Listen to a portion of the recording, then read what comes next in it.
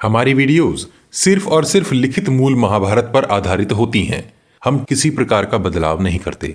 जयद्रथ वध की श्रृंखला में अभी तक आपने जाना जयद्रथ को मारने के लिए अर्जुन का शकट गर्भ व्यूह में प्रवेश करना, अलम्बुश और घटोत्कच का भयंकर युद्ध, सात्विकी और भीम का व्यूह में अर्जुन की खोज के लिए जाना, भीम का द्रोणाचार्य के रथ को 8 बार फेंकना तथा कर्ण से घनघोर युद्ध होना, अनेक बार कर्ण को रथहीन करने के उपरांत भीम का रथहीन हो जाना, भूरिश्रवा का सात्विकी के हाथों वध और अर्जुन का जयद्रथ वध करने के लिए आगे बढ़ना।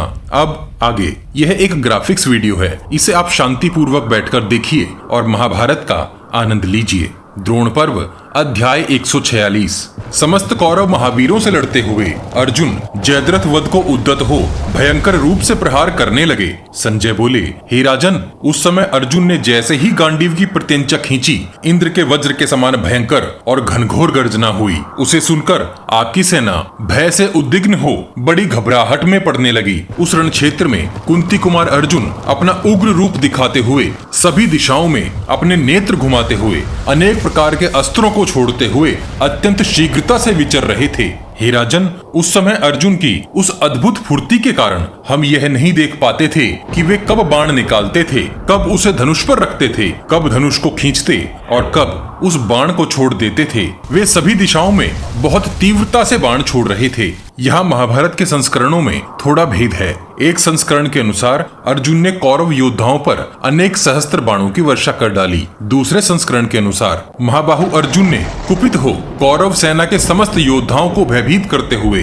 दुर्धुर्ष इंद्रास्त्र प्रकट किया। उस अभिमंत्रित बाण से सैकड़ों तथा सहस्त्रों प्रज्वलित अग्निमुखी बाण प्रकट होने लगे। उन अग्निशिखा तथा सूर्य किरणों के समान तेजस्वी बाणों से भरा हुआ आकाश उल्काओं से भरा हुआ सा जान पड़ता था। योद्धाओं का उनकी ओर देखना कठिन हो रहा था। तदनंतर कौरवों ने भी अर्जुन के उन बाणों का प्रतिकार करने के उद्देश्य से अस्त्र शस्त्रों की इतनी भारी वर्षा कर डाली कि वहां मानो अंधेरा सा ही छा गया। पांडुपुत्र अर्जुन भी कुछ क्षण के लिए भ्रम में पड़ गए थे, परंतु बड़ी शीघ्रता करते हुए उन्होंने अपने मंत्रों से अभिमंत्रित बाणों द्वारा ठीक उसी प्रकार उस अंधकार को हर लिया जैसे प्रातः काल में सूर्य अपनी किरणों द्वारा रात्रि के अंधकार को शीघ्रता से नष्ट कर देते हैं। जिस प्रकार सूर्य की किरणें सभी दिशाओं को भर देती हैं, वैसे ही अर्जुन के सहस्त्रों बाण शत्रु सेना पर बरस रहे थे। वे प्रचंड तेजस्वी बाण वीर योद्धाओं के हृदय में इस प्रकार प्रवेश कर जाते थे जिस प्रकार कोई प्रिय बंधु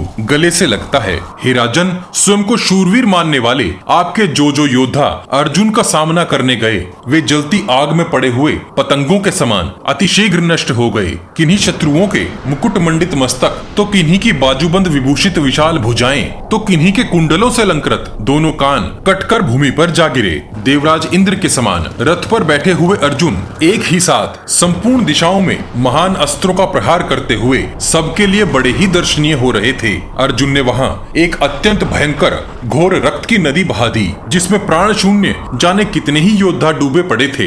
हे राजन, इस प्रकार आपकी उस चतुरंगिनी सेना अर्थात गज, अश्व, रथ और पैदलों की सेना को घोर व्याकुल करके कुंती कुमार अर्जुन जयद्रथ की ओर आगे बढ़े। उन्होंने अश्वत्थामा को 50, वृषसेन को 3, कृपाचार्य को 9, शल्य को 16, कर्ण को 32 और सिंधुराज को 64 बाणों से घायल करके सिंह के समान गर्जना की। अर्जुन के बाणों से उस प्रकार घायल होने पर सिंधुराज व्याकुल हो उठे और अंकुश की मार खाए हुए हाथी के समान अत्यंत क्रोध में भर गए। हे राजन, उनकी ध्वजा पर वराह का चिन्ह था। जयद्रथ ने गिद्धों के पंखों से युक्त सीधे जाने वाले बहुत से बाण धनुष को कान तक खींचकर अर्जुन के रथ की ओर चलाए। 3 बाणों से श्री कृष्ण, 6 से अर्जुन तथा 8 बाणों से उनके अश्वों को घायल करके जयद्रथ ने एक बाण से अर्जुन की ध्वजा पर भी चोट की। अर्जुन ने तुरंत ही जयद्रथ की ओर से आते बाणों को काट गिराया और एक ही साथ 2 बाण छोड़कर सिंधुराज के सारथी का मस्तक तथा उसकी ध्वजा काटकर भूमि पर गिरा दी। यहाँ भी महाभारत के संस्करणों में भेद है। एक मत के अनुसार यहाँ श्री कृष्ण किसी प्रकार की माया उत्पन्न नहीं करते हैं। अर्जुन को जयद्रथ के शीश का रहस्य बताते हैं तथा किस प्रकार का बाण चलाना है उस विषय में बताते हैं। बाकी व्याख्या में अधिक भेद नहीं है।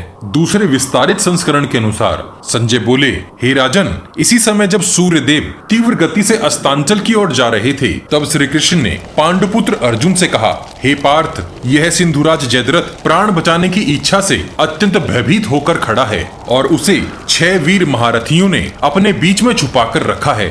हे अर्जुन, रणभूमि में इन 6 महारथियों को परास्त किए बिना सिंधुराज को जीता नहीं जा सकता। अतः मैं एक युक्ति अर्थात परीक्षण करूंगा जिससे सिंधुराज सूर्य को स्पष्ट रूप से अस्त हुआ जानेगा। अपने को छुपाकर बैठा जयद्रथ इस समय हर क्षण गिन रहा है और अत्यंत ही अधीर अवस्था में है। सूर्य को अस्त हुआ जानकर वह किसी प्रकार भी अपने आप को गुप्त नहीं रख सकेगा और उतावला होकर खुद को स्पष्ट रूप से प्रकट कर देगा। हे अर्जुन, वैसा अवसर आने पर तुम्हें उसके ऊपर अति शीघ्र प्रहार करना चाहिए। इस बात पर ध्यान नहीं देना कि सूर्यदेव अस्त हो गए हैं। यह बात सुनकर अर्जुन ने श्री कृष्ण से कहा, हे प्रभु, ऐसा ही होगा। तब समस्त योग और प्रकृति के भेद को जानने वाले श्री कृष्ण ने सूर्य को छिपाने के लिए विचित्र अंधकार की सृष्टि की। हे राजन, श्री कृष्ण द्वारा उस अंधकार की सृष्टि होने पर वहां ऐसा लगा मानो सूर्यदेव अस्त हो गए हों। तत्क्षण आपके योद्धा अर्जुन का विनाश निकट देख हर्षमग्न हो गए। हे राजन, उस रण क्षेत्र में हर्षमग्न हुए आपके सैनिकों ने सूर्य की ओर तक नहीं देखा। वे सब अंधकार को ही सूर्यास्त समझने लगे। मात्र राजा जयद्रथ उस समय बारंबार मुंह ऊंचा करके सूर्य की ओर देख रहा था। जब इस प्रकार सिंधुराज सूर्य की ओर देखने लगा तब श्री कृष्ण पुनः अर्जुन से इस प्रकार बोले, हे भरत श्रेष्ठ, देखो सिंधुराज जयद्रथ अब तुम्हारा भय छोड़कर सूर्य देव की ओर दृष्टिपात कर रहा है। हे महाबाहो, इस दुरात्मा के वध का यही एकमात्र अवसर है। तुम शीघ्र इसका मस्तक काट डालो और अपनी प्रतिज्ञा सफल करो। वहाँ अनेक योद्धा अभी भी अर्जुन पर बाण बरसा रहे थे। श्री कृष्ण के ऐसा कहने पर प्रतापी अर्जुन ने सूर्य और अग्नि के समान तेजस्वी बाणों द्वारा आपकी सेना का वध आरंभ किया। उन्होंने कृपाचार्य को 20, कर्ण को 50 तथा शल्य और दुर्योधन को 6-6 बाण मारे। हे राजन, इस प्रकार पांडुनंदन अर्जुन ने आपके अन्य सैनिकों को भी बाणों द्वारा गहरी चोट पहुंचाकर जयद्रथ पर धावा बोल दिया। अपनी लपटों से सबको नष्ट कर देने वाली अग्नि के समान अर्जुन को निकट खड़ा देख जयद्रथ के रक्षक भारी संशय में पड़ गए। उस समय रणभूमि में अर्जुन से मार खाकर अनेक योद्धा भयभीत हो सिंधुराज को छोड़ भाग निकले। वहां हम लोगों ने कुंती कुमार का अद्भुत पराक्रम देखा। उन महायशस्वी वीर ने उस समय जो पुरुषार्थ प्रकट किया वैसा न तो पहले कभी प्रकट हुआ था और न ही आगे कभी होगा। उस समय धूल और अंधकार से सारे योद्धाओं के नेत्र आच्छादित हो गए थे। वे भयंकर मोह में पड़ गए। वे समीप खड़े योद्धाओं को भी पहचान न सके। हे राजन, अर्जुन के चलाए हुए बाणों से उनके मर्मस्थल विदीर्ण हो रहे थे। बहुत से सैनिक तो वहां मारे गए हाथियों के बीच जा छिपे थे। निरंतर बाण छोड़ते हुए अर्जुन का केवल मंडलाकार धनुष एवं चारों ओर फैलते हुए उनके बाण ही दृष्टिगोचर होते थे। अर्जुन ने कर्ण और वृषसेन के धनुष को काट डाला और एक भल्ल द्वारा शल्य के सारथी को रथ की बैठक से नीचे गिरा दिया। रणभूमि में मामा भांजे अर्थात कृपाचार्य और अश्वत्थामा दोनों को बाणों द्वारा बींधकर गहरी चोट पहुंचाई। इस प्रकार आपके उन महारथियों को व्याकुल करके पांडुकुमार अर्जुन ने एक अग्नि के समान तेजस्वी एवं भयंकर बाण निकाला। वह दिव्य बाण दिव्यास्त्रों से अभिमंत्रित होकर इंद्र के वज्र के समान प्रकाशित होने लगा।